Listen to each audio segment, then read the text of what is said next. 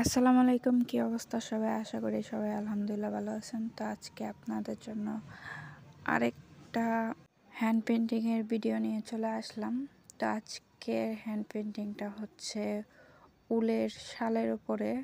তো আমি এখানে একটা হোয়াইট পেস্টের রং গুলিয়ে নিয়েছি। নেওয়ার পরে আমি এখানে কদম ফুল করার জন্য গোল গোল করে নিচ্ছি, যেহেতু আমি এটা কদম ফুল আর্ট করব। তো এইভাবে করে কদম ফুলগুলো আর্ট করে নিচ্ছি। যেহেতু এটা লাল কালারের শাল, তাই এখানে আমি প্রথমে হোয়াইট পেস্টটা দিয়ে নিচ্ছি, না হলে কালারটা ফুটে উঠবে না। তো আমি এখানে পাতাগুলাও সাদা রংটা দিয়ে করে নিচ্ছি, যেন আমি যে কালারের পাতাগুলা করব, যেহেতু আমি এখানে সবুজ কালার দিয়ে পাতাটা করব, যেন কালারটা ফুটে ওঠে, যার জন্য আমি এখানে পাতাগুলাও সাদা রং দিয়ে করে নিচ্ছি। না হলে হবে কি যে লাল রঙের মধ্যে আমি যদি সবুজ রংটা দেই, ফুটবে না, কেমন যেন একটা কালো কালো রং দেখা যাবে। তাই আর কি এটাতে হোয়াইট পেস্ট দিয়ে নেওয়া। তো যারা নতুন তারা অবশ্যই কিন্তু আগে পেন্সিল দিয়ে আর্ট করে নেবেন, না হলে কিন্তু কোনো একটা ঝামেলা হয়ে যাবে, পরে কিন্তু সমস্যা সমাধান করতে পারবেন না। তো আমি এইভাবে করে পুরো চাদরটাতে কাজ করে নিব, 3টা করে ফুল আর বাকিগুলা থাকবে পাতা। তো এইটাই ছিল পুরো চাদরটাতে। তো এটা একটা কাস্টমার অর্ডার করছিল যে এইভাবে করে করে দেওয়ার জন্য। তা আমি এইভাবে করে করে দিই, তো তার অনেক পছন্দ হয় মাশাল্লাহ। তো আমি এভাবে করে করার পরে, যেহেতু এটা সাদা রং দিয়ে করেছি, তারপরে আমি এটাকে ভালো করে শুকায় নিছি। অবশ্যই কিন্তু যদি যে কোনো কাজে সাদা রং দিয়ে যদি কাজ করেন, তাহলে অবশ্যই সেই রংটা আগে শুকায় নিতে হবে, না হলে কিন্তু আপনার রংটা ভালো হবে না, ছড়ায় যাবে। তো এরপরে আমি একটা হলুদ কালার গুলায় নিছি। নেওয়ার পরে আমি এখানে, যেহেতু কদম ফুলটা একটু ভিতরের অংশটা হলুদ হয়, তাই আমি এখানে হলুদ রংটা দিয়ে কাজটা করে নিচ্ছি। প্রত্যেকটা ফুলেই আমি হলুদ রং দিব, যেহেতু আমি সাদা রং দিয়েছি, তারপরেও কিন্তু হলুদ রংটা দেওয়ার পরে কেমন যেন একটা কমলা কমলা টাইপের চলে আসছে, যার জন্য আমার এক্সট্রা কমলা রংটা দেওয়ার প্রয়োজন হয় নাই।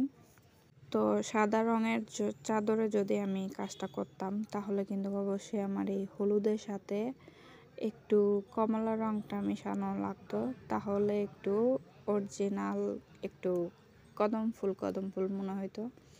তো যাই হোক, আমি এখানে পাতার জন্য কড়া একটা সবুজ কালার নিছি, আর সাথে হলুদ কালারটা দিয়ে মিশায়ে মিশায়ে আমি 2টা শেডের কাজ করছি, যার জন্য এটা এক সাইডে হালকা একটু টিয়া কালার, হালকা একটু 2টা কালার চলে আসছে। তো এইভাবে করে আমি পুরো কাজটা করছি।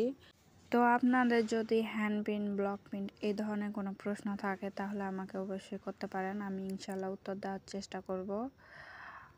আর যদি আপনারা এই ধরনের উলের শাল কিংবা হ্যান্ড পেন্টিংয়ের শাড়ি আর কি ব্লক প্রিন্ট, হ্যান্ড প্রিন্ট যে কোনো ধরনের পোশাক কিনতে চাইলে আমার ফেসবুক পেজ মারিয়াম জান্নাত, সেখানে নক দিতে পারেন। সেখানে আপনারা বিস্তারিত সব কিছু জানতে পারবেন।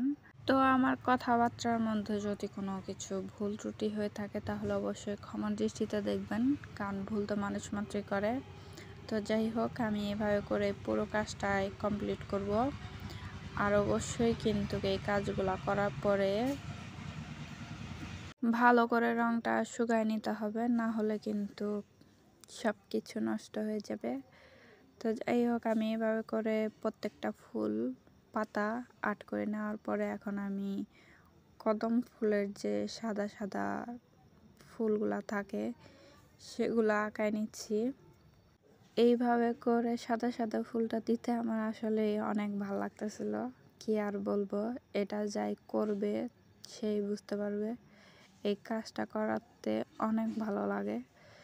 তো যাই হোক, আমি এভাবে করে প্রত্যেকটা কদম ফুলেই ডট ডট করে দিয়ে দিব। আর এই কাজটা করার সময় একটু সাবধানতা এভাবে করবেন, তাহলে কিন্তু সব কিছু ঠিকঠাকভাবে ফুটে উঠবে। তো আমি এই কাজটা বিকালবেলা বাগানে যেয়ে করতেছিলাম, যার জন্য আপনাদেরকেও একটু দেখাই দিলাম যে আমি কোথায় বসে কাজটা করতেছি।